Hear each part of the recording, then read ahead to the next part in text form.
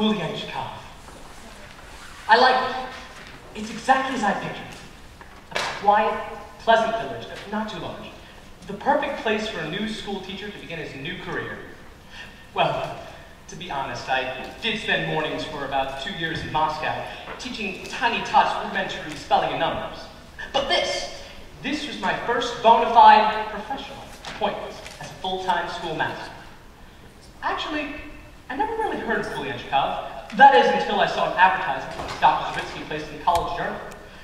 Although the position was for a remote village in Ukraine, I jumped at the chance to go. I don't mind telling you this, but my heart is pounding with excitement. See, I have this passion for teaching. It's Greek, Latin, astronomy, classical instruments. Goosebumps just thinking about it. All right, it's time to meet Culiacan.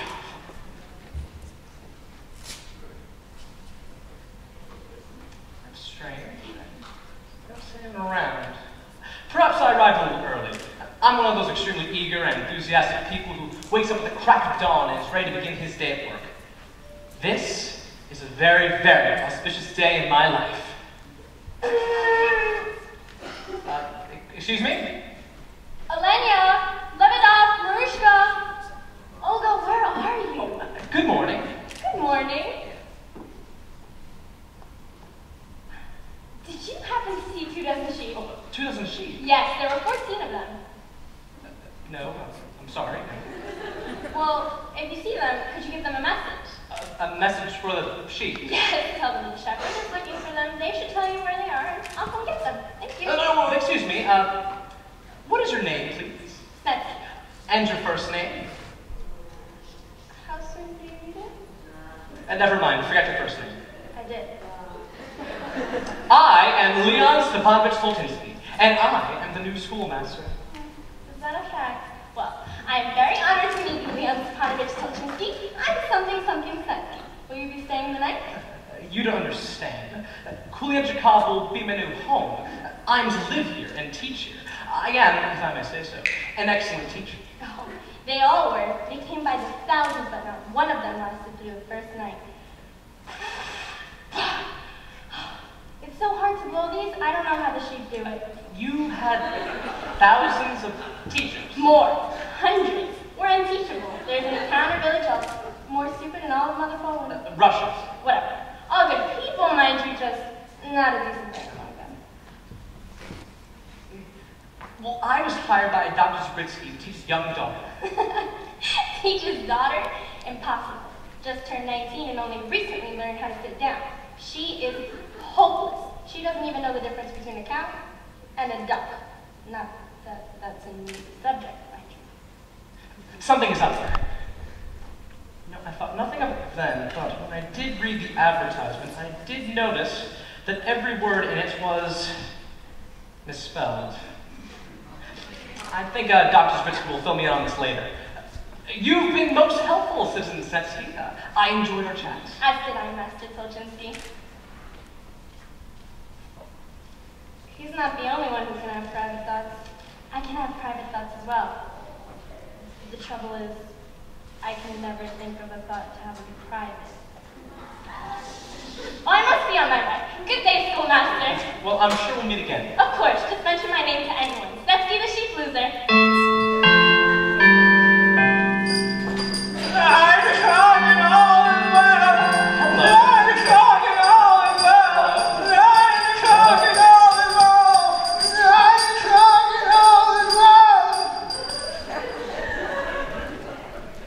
All in love with him, but I'm beginning to have my doubts.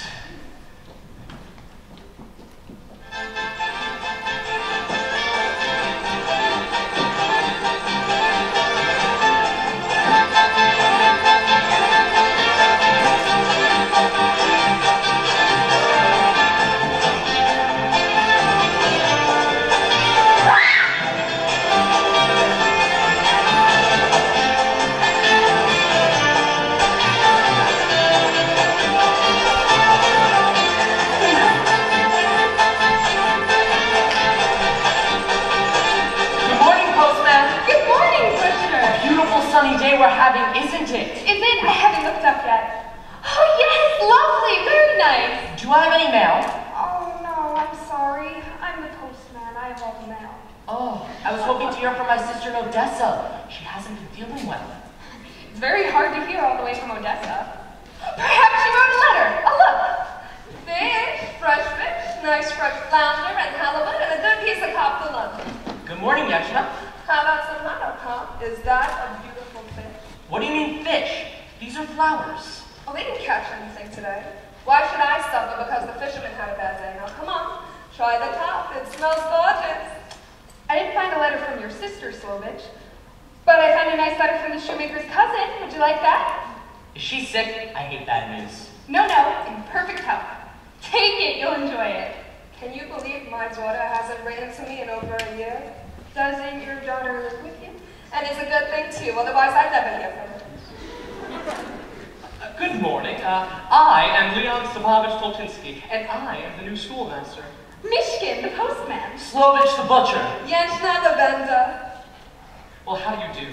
I was just talking to a shepherd named Snetsky. Oh, yes, something Snetsky. We know her well. Oh, yes, she was pleasant enough, but I don't want to sound rude. Somewhat deficient in her mental alertness. That's Snetsky, all right. You know she was kicked in the head by a horse? What a pity. When did that happen? Monday, Tuesday, Wednesday, Thursday, twice on Friday, and all day Saturday. What lovely and fragrant wares you sell, madame. Perhaps I'll buy some for my new employer. How much? The flounder is 2 kopecks and the halibut is 3. I beg your pardon? If it's too much, I have a nice whitefish for 1.5.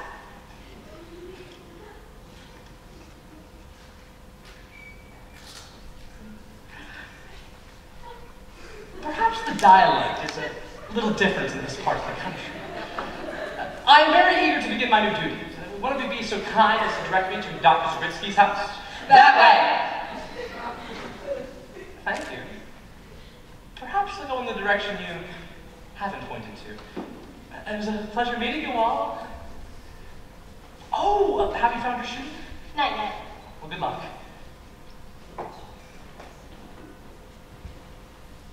Who was that? The new school teacher. Another one? I met one just a few minutes ago. We must be having a convention here. Count Yuskevich up on the hill isn't going to be very happy about this. That's right. Count Yuskevich hates new school teachers. Why not? He's afraid they'll break the curse. What curse? You know, the one that's made us stupid since the day that we were born. Oh, that one. Yes, I've been stupid for 51 years. What about you, Snetsky? I'll be done 43 next July. And you, Slovich? 41. What about you, Yechna? I just turned the corner of 26. Oh, that must have been 40 miles from here.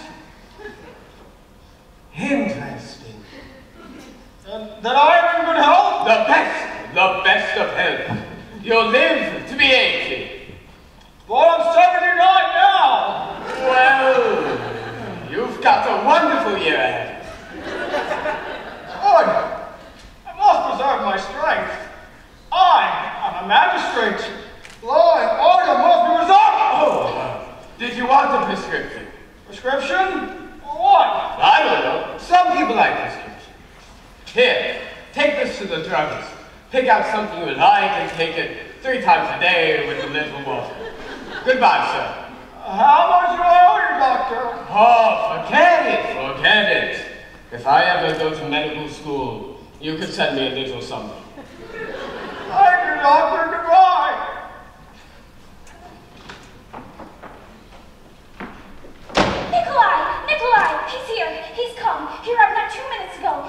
strong, determined. Maybe this will be the one, Nikolai. Maybe this one will be our salvation. Calm yourself, Lenya.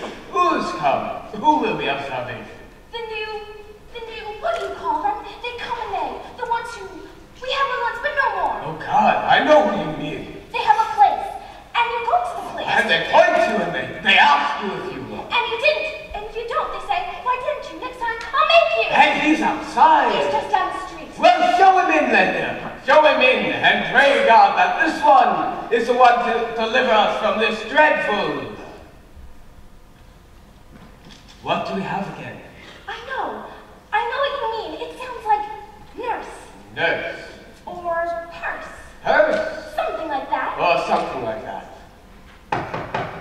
Or is it a knock? We have a knock? Yes, open the knock. The other way. Won't you come in, young man? Thank you. Dr. Zabritsky, Madame Zabritsky, I am delighted to be in Culiacan. I am Leon Stepanovich Tolchinsky. So you are the new. Yes, I'm he. It's he, Lenya. The new. But you look so young to be a. Oh, not at all. In time, I think you will find that I am, if I may say so, the best. You know what? I don't want to sound immodest. No, please, be immodest. We love immodesty. The more immodest, the better. The best young what? What? The best young teacher in all of Russia. Teacher! He's a teacher. Teacher. Thank God the teacher is here. Thank you. I'm most overwhelmed by this most gratifying reception. Oh, make yourself at home, teacher. Take off your coat, teacher. Lenya, bring the teacher a cup of tea. Oh, sit down, teacher. Would you like some tea, teacher? Or perhaps some pens and paper, teacher? Or maybe you'd like to start teaching right away, teacher? Well, no one's more eager than I am to start teaching. Oh, Madame Zabritsky, that reminds me. I bought this. This is for you. Oh, whitefish. I saw them on sale tonight. Thank you. How can we help you? Well, there are a few questions I'd like to ask. Questions! That's what they ask. When they point to you and you don't know, he knows. He knows what questions are. I can tell this one's going to be a good teacher. Would you be so kind, Master Tolchinsky, to ask us a question? Any question at all? Well, there are questions, and there are questions. Would you like a question of mathematics, or perhaps a question dealing with sciences, or maybe a philosophical question? The first one sounds good. The philosophical question. Ask us that one. All right, very well, if you wish. What is the purpose of man's existence? What a question. Lenya, have you ever heard such a beautiful question? I'm speechless. To think that someone would ask us a question like that. Are you interested in the answer? Not today, Lenya. To be asked a question like that in one lifetime is more than we ever expected. The answer should be given to someone much worthier than we are. But it's your birthright. Knowledge is everyone's birthright. Everyone not born into the answer. I don't understand. You would if you knew about the nurse. What nurse? Not the nurse, the hearse. The hearse? I think he means purse. And what kind of purse? The kind of purse that inflicts the wrath of God upon all poor souls unfortunate to be born in this pitiful world. Do you mean, perhaps, a curse? A curse! That's what it is. I knew it sounded something like that. We were so close. So close. What is this curse, Dr. Zabritsky? Lenya, bolt the door. Draw the curtain. I can't draw curtains. I can draw a cat or a fish. Never mind. Lower your voice. Although you want my book. That's low enough. Bring the book. It's on the shelf. Have you ever heard of the curse of Culiacan? I can't say that I have. You can't say that. It's not that hard. Even Lenya can say that. What is the curse, Doctor? 200 years ago, a curse was put on this village. that struck down every man, woman, child, and domestic animal, and all their ancestors for generations to come, leaving them with, and you'll find this hard to believe, no more intelligence than a bump on a lung. Doctor, I don't believe in curses. Curses are old wives' tales. Oh, you're thinking of Notchka. In Notchka, all the old wives have tales. That was their curse. Ours is altogether different. But where did the curse come from? Who would inflict such a cruel punishment, such a peaceful group of people? Oh, indeed. It's all documented here in the Book of Curses. I thought you said you dusted this. I did. I dusted it yesterday. Ah.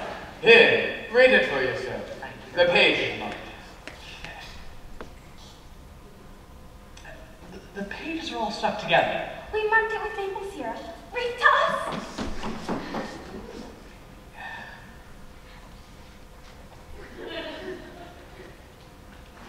On the morning of April 11th, in the year 1691, in the village of Culiacan, two young people fell hopelessly in love.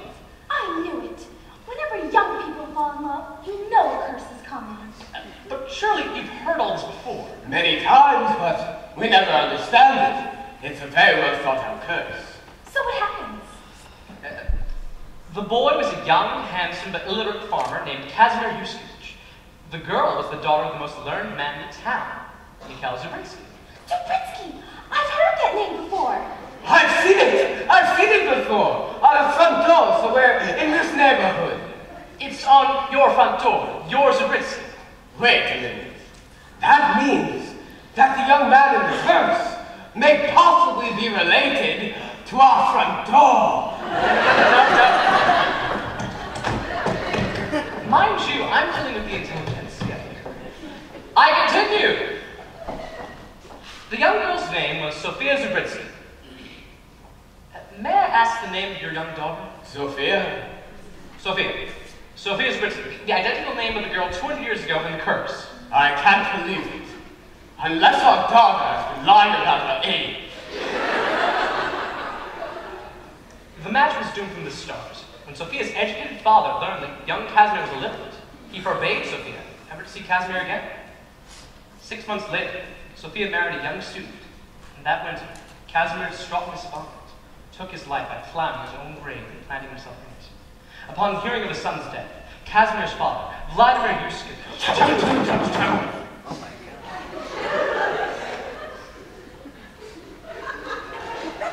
Casimir's father, Vladimir Yuskevich,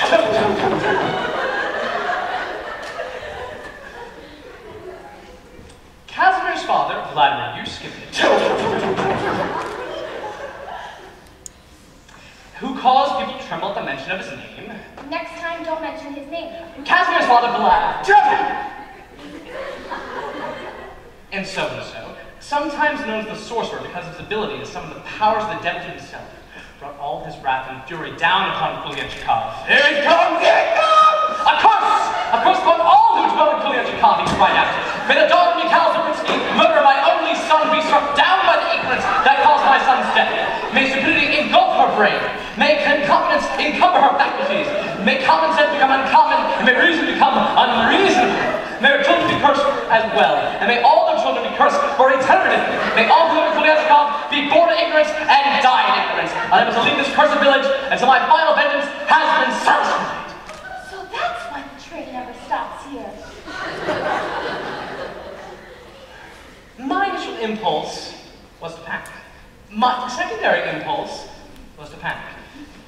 To educate is one thing, but to break curses, that's another. Excuse me, but are you all right, Master Oceanside? Yes, I'm fine. I was just thinking. Lanya, he was thinking. Thinking? What's it like? You mean you don't know what thinking is? I know him. She certainly doesn't. Well, thinking, it's the thoughts that comes to one's head. It's the process which enables us to make decisions. Decisions? No. I don't think we're capable of that. But surely you know what you want. Oh, dear God, yes. We desperately want someone to help us. Not so much for us. We've already lived our lives. But for our daughter, our dear, sweet Sophia. Did you hear what you just said? No, I wasn't listening. It was a decision you decided to help your daughter because you thought about it. You are capable of thought. You think. No, I don't think so. It just came